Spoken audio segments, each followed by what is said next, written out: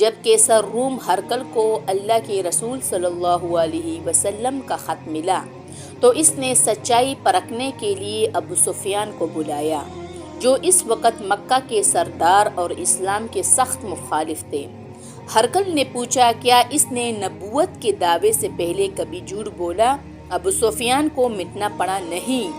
پھر پوچھا، پیروکار کون ہے؟ جواب ملا، کمزور اور غریب لوگ۔ ان جوابات نے ہرقل کو ہلا کر رکھ دیا۔ اس نے کہا کہ اگر وہ انسانوں سے جھوٹ نہیں بولتا تو وہ اللہ پر جھوٹ کیسے باندھ سکتا ہے؟ اور کمزور لوگ ہی شروع میں پیغمبروں کے متبعین ہوتے ہیں۔ ہرقل پکار اٹھا، اگر میں ان تک پہنچ پاتا تو ان کے پاؤں دھوتا۔ اس نے تسلیم کیا کہ یہ سچے نبی ہے، لیکن اپنی بادشاہت بچانے کے لیے ایمان سے محروم رہا۔ دشمن کی گواہی بھی سچائی کی مہر ہوتی ہے۔ مزید ایسی ویڈیوز کے لیے فالو کریں۔